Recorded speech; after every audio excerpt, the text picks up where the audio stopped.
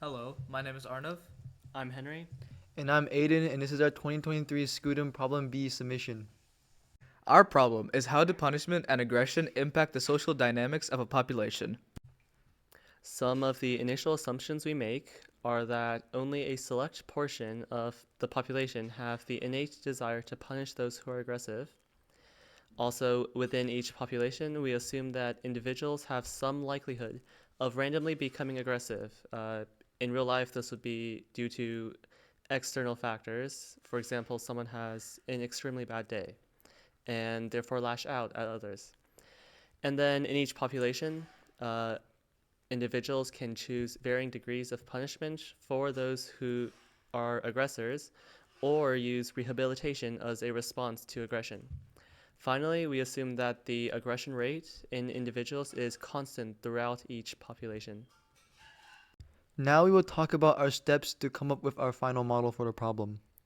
So our model is based on the SIR model, which is a model for the epidemiological spread of a disease.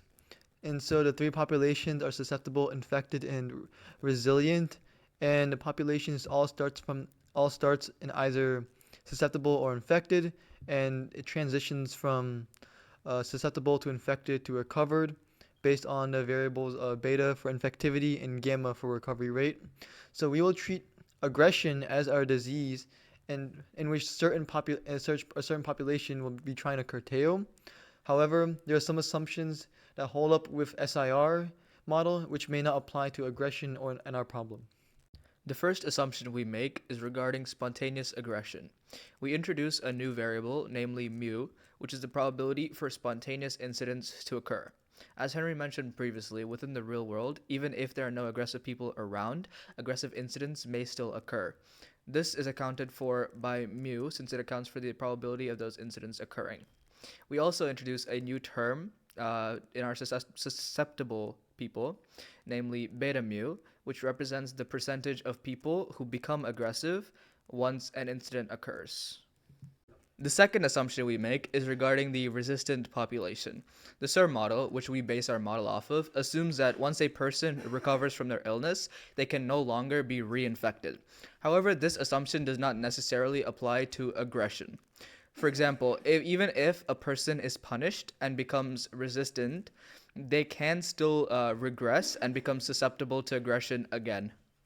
The SIR model singularly deals with the susceptible population as a population that hasn't been affected yet. However, this is not the case with aggression, where there are multiple populations of people with different responses to perceived aggression. Those populations do have to be considered separately from a susceptible population who don't act out on aggression.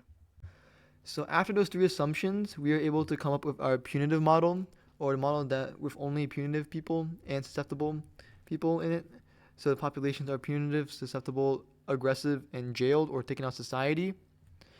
And so the punitive population and the susceptible population are both as prone to falling victim to an aggressive incident and becoming an aggressor, with the beta here, their interaction with an aggressive person, and and this term for spontaneous incidents of aggression.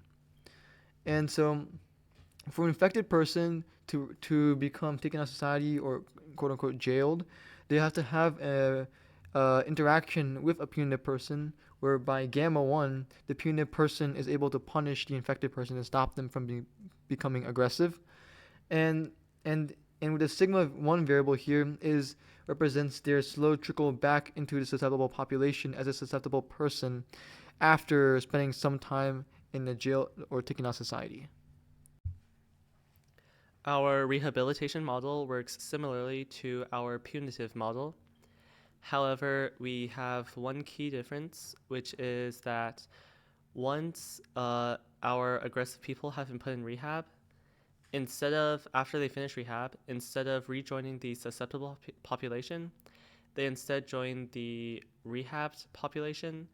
And inside the rehab population, they will then contribute to actively deterring the aggressive population.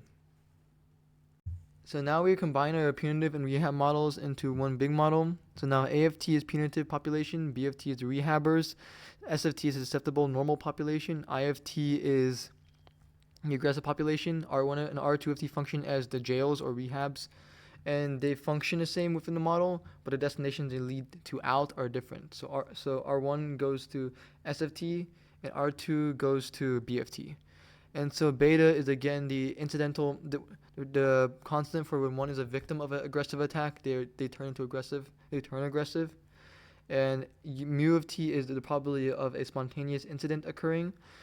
Gamma 1 is the punitive probability for a punitive person meeting an aggressive person and punishing them.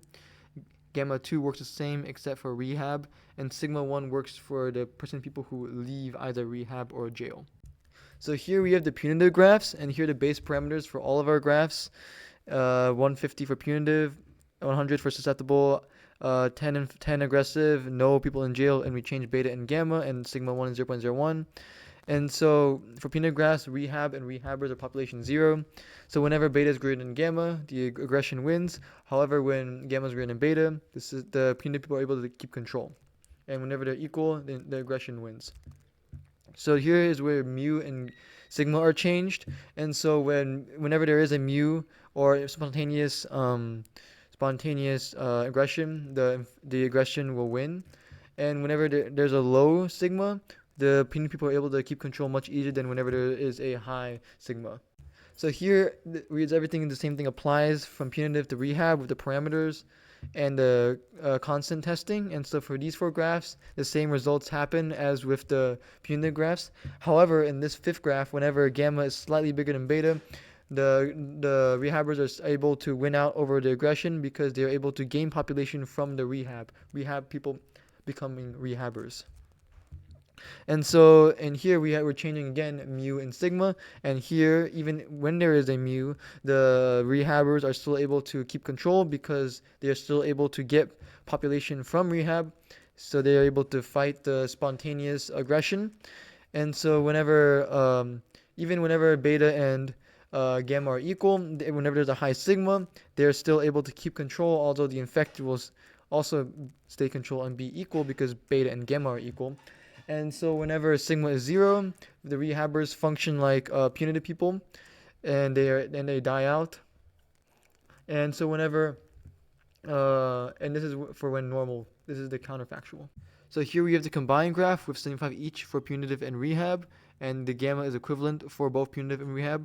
And so when beta and gamma are equal with a mu, the aggression is able to win out over the rehabbers, as there's still a constant aggression that they aren't able to cope with. However, when gamma is slightly bigger than beta, the rehabbers are still able to win out over the infected because of the presence of rehab. And again, when gamma is much greater than beta, gamma is still able to win out. And when there's no mu, and when gamma is greater than beta, they're able to win out. However, with both the punitive and the rehabbers population staying, whereas for the earlier graph, the punitive population dies out because they aren't able to cope with the mu. Several key insights we found were that punitive populations must quell aggression, otherwise they will completely die out. You need a high population and punitive probability in order to completely quell aggression. It is impossible if there is incidental aggression or if the resistant population can become susceptible again. Additionally, rehabilitation models are able to keep incidental aggression in check without needing more rehabbers, since they already have a source of new rehabbers from within the model.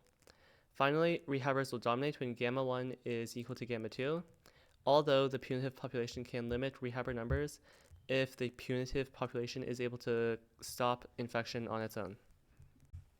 Some improvements that can be made are having different gamma values for rehabilitative people and punitive people, as we only consider gamma 1 equals gamma 2.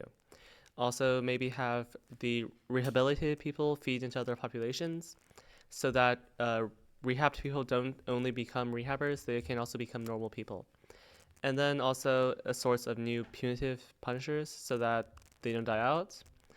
And finally, also have the deterrence level affect the chances of becoming aggressive, since a harsher punishment can deter aggression. In conclusion, we found that punitive measures are less effective than rehabilitation measures. We also found that aggression will either spread to the entire population, reach a steady state, or be successfully curtailed.